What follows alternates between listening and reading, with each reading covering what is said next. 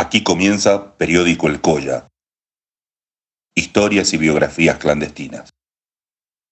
La Semana Trágica. En enero de 1919 se lanza una huelga en los talleres metalúrgicos de Bacena, en Capital Federal. Desde el primer día la huelga es reprimida y son fusilados a la salida de la fábrica varios obreros, y eso hace que haya un estallido en la ciudad dirigido por los anarquistas, que durante una semana tendrán en jaque a la fuerza represiva. Hubo centenares de muertos en esa acción. Se llamó la Semana Trágica. Algunos calculan que fueron hasta más de 1000 los muertos. En esa conmocionada Buenos Aires tuvo actuación un joven teniente que estaba a cargo del arsenal, Juan Domingo Perón, y varios historiadores lo ubican como parte del grupo que fusiló a los obreros cuando salían de los talleres de Bacena. Partido Laborista. El 17 de octubre de 1945, Perón es liberado por una movilización multitudinaria que va sobre Plaza de Mayo. Los trabajadores, fundamentalmente de la carne, de los frigoríficos de Avellaneda y de Berisso, concurren masivamente. Al poco tiempo se convocan elecciones. Perón no tenía partido, pues era un militar, y entonces el recién fundado Partido Laborista, que era un partido basado en los grandes sindicatos, le propone a Perón que encabece la fórmula presidencial con la que va a ganar las elecciones de febrero del 46. Apenas asume, Perón convoca a los dirigentes sindicales del Partido Laborista y le dice: bueno, muchachos, ahora hay que disolver ese partido de trabajadores e integrarse al movimiento nacional justicialista que estaba en gestación, que es un movimiento de no solo los trabajadores, sino de todos los sectores y todas las clases sociales. Cipriano Reyes, que fue uno de los gestores del 17 de octubre y que era dirigente de la carne de Berisso, se niega y va preso. Por un tiempo prolongado, Cipriano Reyes terminó con sus huesos en la cárcel por negarse a disolver al Partido Laborista. Periódico El Colla. Aylin Pacarín, Aylin Punchau, Aylin Zucca, Aylin Chisi, Aymanal Yakazaki.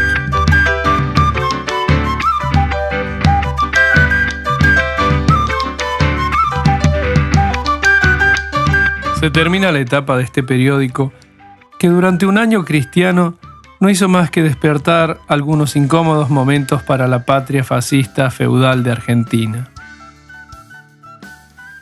Para Jacobo Regem, el año nuevo lo estamos cursando. Yo no me atrevería a medir el tiempo, porque el ciclo de las lluvias marcaron siempre mi sendero hacia una angulosa chacana. En este ciclo de la papa, quiero entender que podría ser lo que llaman temporadas o sesiones de trabajo.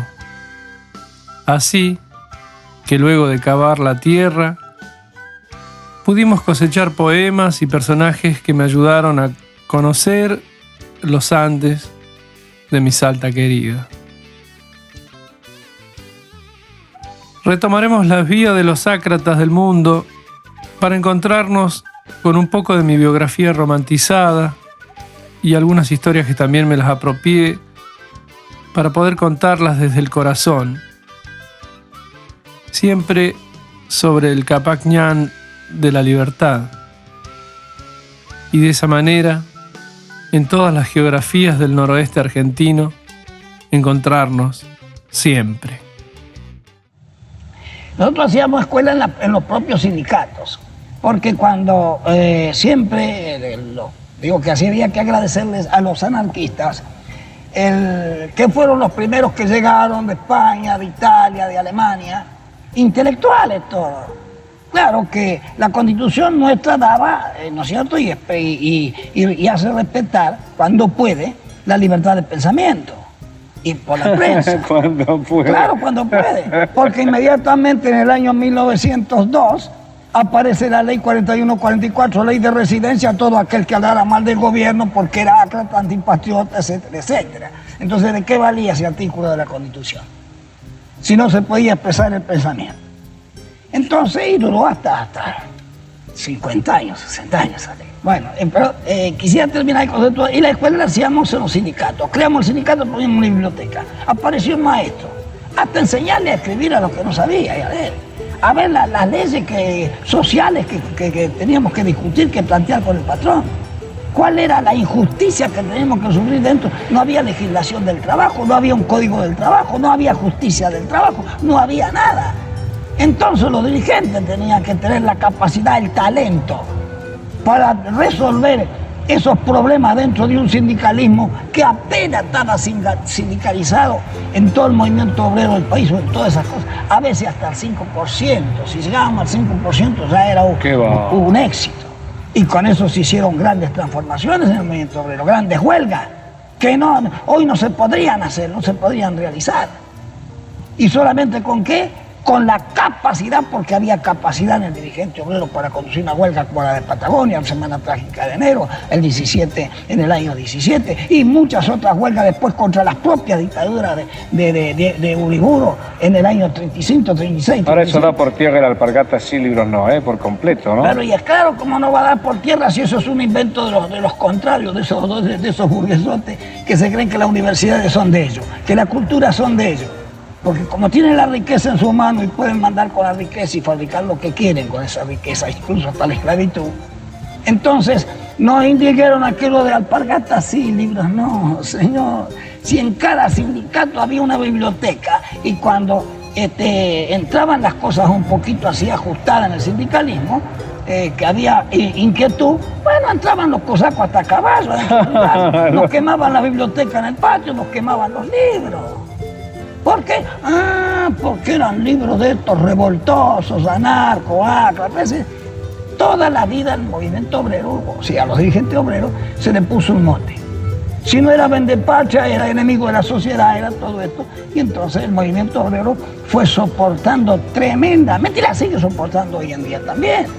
Porque si bien hoy el país está mal, el que está más mal de todo es el movimiento obrero. Pero hay que saberlo conducir a ese movimiento obrero. Hay que tener la capacidad y el talento para saber cuándo y cómo va a movilizar un gremio, cómo y cuándo se va a poner frente al Estado, frente al patrón o frente a esto. Porque ponerse frente al patrón cuando el patrón no tiene trabajo es hacerle el juego al patrón. Exacto. Hacer una huelga hoy en cualquier parte y parar porque están suspendiendo gente, bueno, es hacerle el caldo gordo al patrón. Es un favor al final. Sí. Favor al capitalismo. Entonces, es eso lo que nos da gente. Antes, cuando se hacía la huelga, es cuando el patrón trabajaba mucho. Porque el patrón tenía que cumplir y entonces tenía que pagar lo que le pedían. Claro, y podía hacerlo. Y podía hacerlo.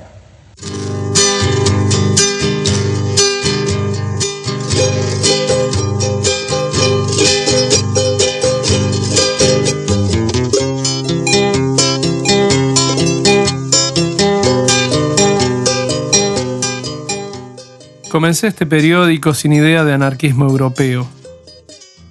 Aún así, sigo sin idea de anarquismo europeo. Ni cómo editar las sensaciones del vértigo que da caminar en el altiplano. Esos sonidos americanos de auténticos obreros justicieros, luchadores, huelguistas, contra dictadores y eternos feudos provinciales. Había oído hablar un par de veces de Bakunin, también de los anarcos locales como Osvaldo Bayer o Simón Radovitzky, Wilkens y otros más. Ninguno me llamó a profundizar, a conocer más de ellos. Más aún, habiendo tenido un tío en el Sindicato de Panaderos de Buenos Aires. Para mí, anarquista es Juan Agüerma, o Alejandro Agüerma, un tipo que habla macanas todo el tiempo riendo de sí mismo. Riera Panadero, el Cuchi, Tomás Soria, e incluso el compañero de la Puna Saturnino de Cobres. No es que él sea de Cobres, sino que es una localidad cercana al salar de Salinas Grandes. Y esos fueron mis referentes de anarquismo. También conocía a algunos judíos de ideas avanzadas, como el que ya nombré, Jacobo Regen, que cuando me dio el mate cocido en Quijano me decía que él era un ángel. O Samuel Skolnik, orando todo aquello en virtud de lo cual un individuo pertenece a un grupo es vil. El orden social de Walter Adet, allanando las imprentas del árbol muerto, Proudhon, Kropotkin y otros estaban tan lejos de mis cerros, tanto que el miedo a naufragar en los académicos de la FAR o de la FORA hizo que nunca me interesara agruparme. Pero al otro lado del mar, la vida me tenía un amigo preparado para llevarme hasta Socompa, Edgardo Diz. Él fue quien me acercó la cartografía hacia una aproximación al periódico El Colla. Un estudio que sigo leyendo y fui pegando de atrás para adelante en estos audios que adorné con los amigos de la bohemia salteña de la década del 60. Periódico El Colla. Sí, bueno, el INSER era una institución tan grande antes, ¿no es cierto? Que ibas a ver arriba de los trenes de carga, arriba de los cosas, a todo el país. ¿Por qué Crotos? Croto porque el gobernador de la provincia de Buenos Aires, que se llamaba Croto, cuando la gente tenía que salir afuera a trabajar, porque antes la emigración era de la ciudad al campo, ahora es del campo a la ciudad, por eso tenemos el país vacío, por esa inversión, ¿no es cierto?, lo inverso de aquella época. Antes había poco trabajo en la ciudad, entonces ganaban campo, era tiempo de cosecha, empezaban por el norte, oeste, hasta el sur y terminaba una cosecha con 300, 200 pesos, 300 pesos en el bolsillo en ese tiempo, que le alcanzaba para pagar todo el año, la trampita, la fiada, lo que tenían. Y entonces se llenaba de linchera. Y algunos eran profesionales, se vivían, trabajaban unos días, agarraban, se mandaban unos días y recorrían el país. Yo anduve 3 años. Había trenes, ferrocarriles, estaciones, llegaban, nos metían pesos, nos hacían barrer la plaza, nos hacían barrer la comisaría, pues nos soltaban otra vez. Y hay una cosa que la gente no se da cuenta o no la conoce, que hay un intercambio cultural, hasta poético, hasta romántico, entre los lincheras. Qué lindo. Porque no había linchera que no tuviera en su mono, porque le decían el mono, ahora se le llama mochila, los mochileros de ahora son más modernos. Entonces, usaban adentro y siempre se llevaba un libro o 2. Pero lo interesante es que el libro, al margen, estaba todo escrito, o con lápiz, sí, que siempre, en tal parte fulano de tal a fulano de tal. Nosotros íbamos caminando para aquel lado y nos encontramos en el puente Guerrero, ahí entre Lezama y Guerrero, y Le Castelli. Hay un puente al río Salado. Entonces vamos pasando por sobre la vía y abajo nos llaman de tardecito, compañero, bájese, venga, tome uno más. Nos bajamos. Había un muchacho joven lavando la ropa, tendiendo la camiseta de un alambrado. Y un señor, larga de melena, que después supe el nombre, se llamaba González, era, no me acuerdo. Y entonces, Segimundo González. Y había venido de Chile, había pasado de Chile. Y entonces me dice, amigo, ¿tienen libro? Compañeros, ¿llevan libro? Sí, cómo no. Y yo tenía un libro de poesía de José Santos Chocano, de gran poeta peruano que lo asesinaron también. Que me lo había dado un chileno. Un chileno que había pasado, había recorrido toda Latinoamérica, todo, había andado por el Caribe. Y se había venido con este libro y yo se lo cambié por otro que tenía. Entonces yo tengo aquí Ira Santa de Santos Chocano. Bueno, cambiamos. Y él me da a mí un tomo grande de la obra de Máximo Gorki, La Paz, la Guerra y la Paz. Entonces... Mi Dios, qué canje. Sí, unos canjes, ¿vale? Y se canjeaban libros así. Y ahí pone, ahí abajo el puente de Guerrero, de Cipriano Reyes al señor González. Y el otro, de Coso González a Cipriano Reyes, bajo el banco de tal fecha.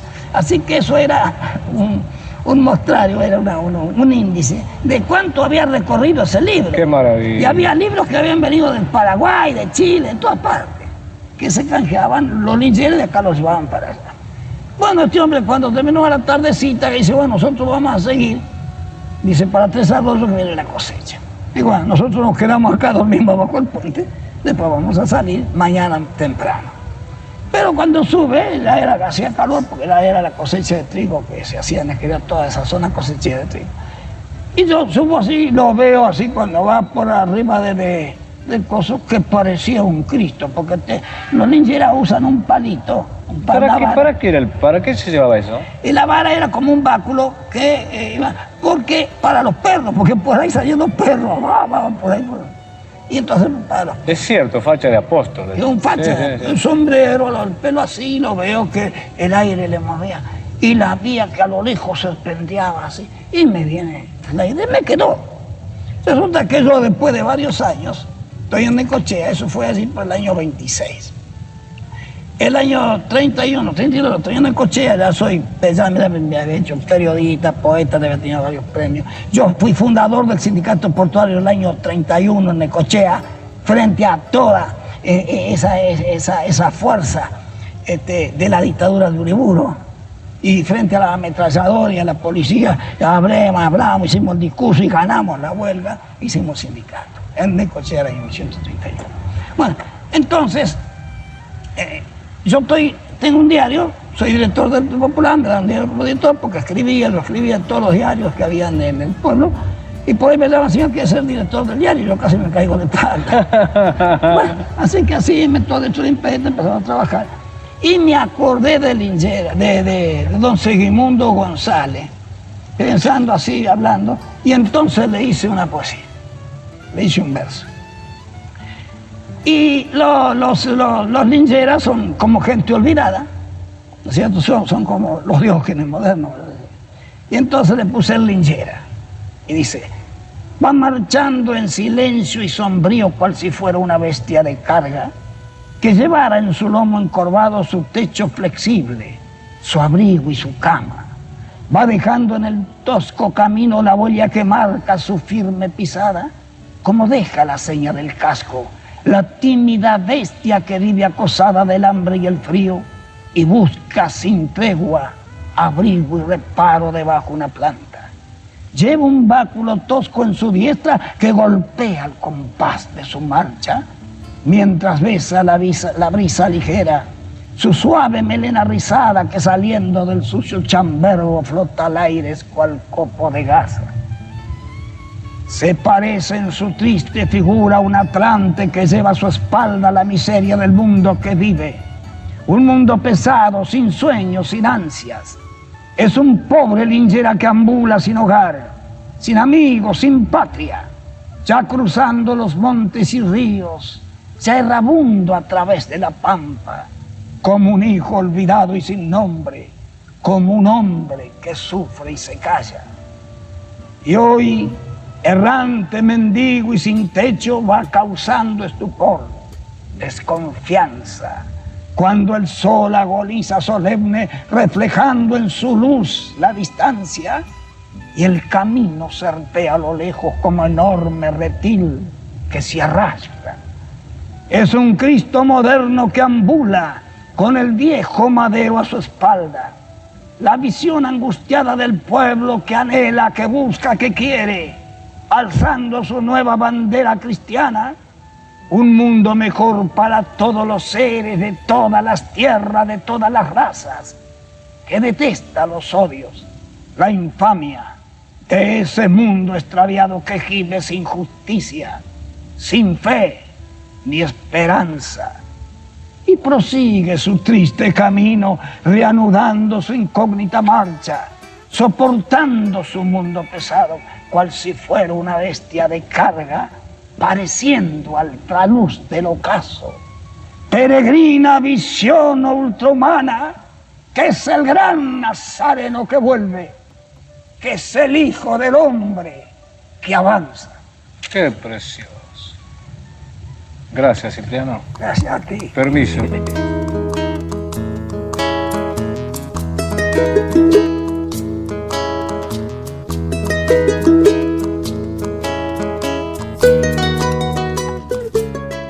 Para muchos, mi vida es una exageración constante de los eventos.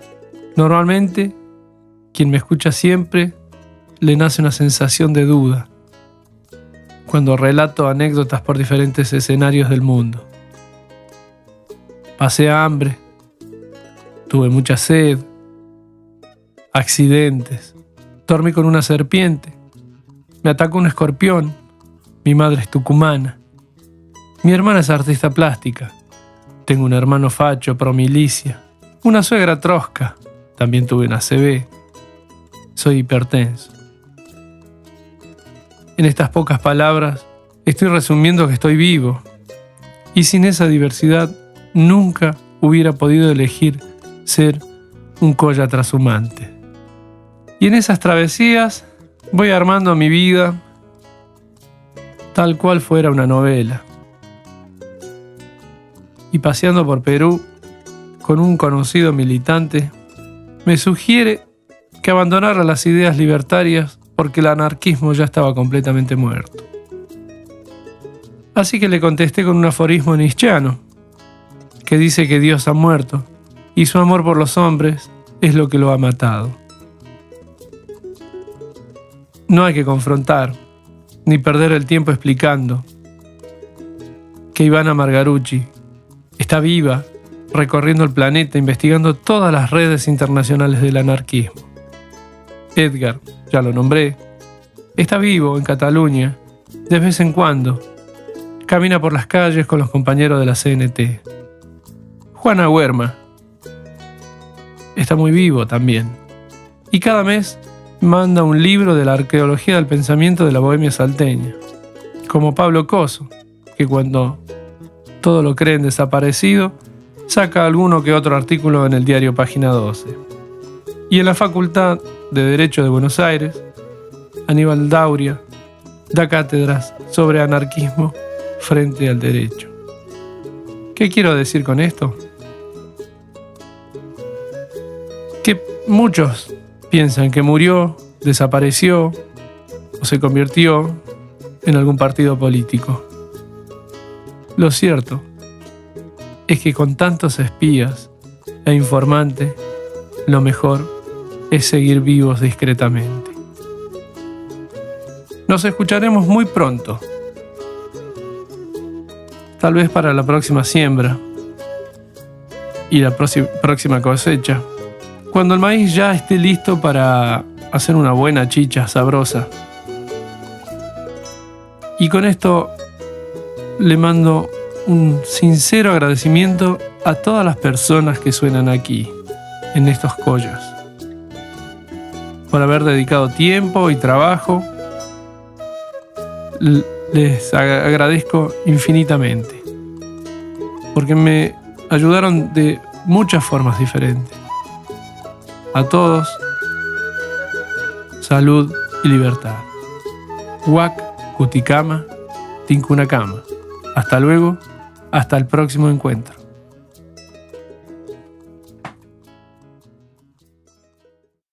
Esperá, ¿y ustedes quiénes son? ¡Los pueblos originarios! ¡Originales, no originarios! ¿Nunca me entienden en esa murga? Llegamos al carnaval para defender la tierra. Llegamos al carnaval, hoy América despierta. Pueblos originarios que se juntaron para luchar contra los dictadores evangelistas de Donald Trump. Este es nuestro lugar y tenemos que cuidarlo. Nadie nos podrá callar, suena fuerte nuestro canto. Somos la patria grande y ahora nadie nos va a parar. Entre todas y todos el continente resistirá. Macri ya no está más, que la gente no se olvide, que le gusta reprimir, igual que Piñera en Chile. Afuera Bolsonaro con su racismo que nos asusta. Fuera la vieja cheta que está en Bolivia y se cree rubia. Ecuador está muy mal, paga el pobre, gana el rico. Colombia se despertó, en Perú mandan milicos. Vemos que la derecha vino por todo una vez más, y hasta no conseguirlo queda muy claro, no va a parar. Algo que no entendemos que le ha pasado al Uruguay. porque se han olvidado de las miserias y hoy son gobierno una vez más.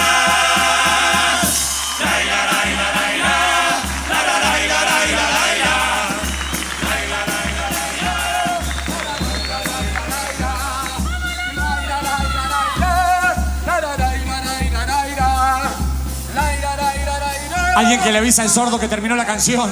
No está sordo, viene masticando coca desde el altiplano. Bueno, alguien que lo baje al llano. Yo antes capaz que lo...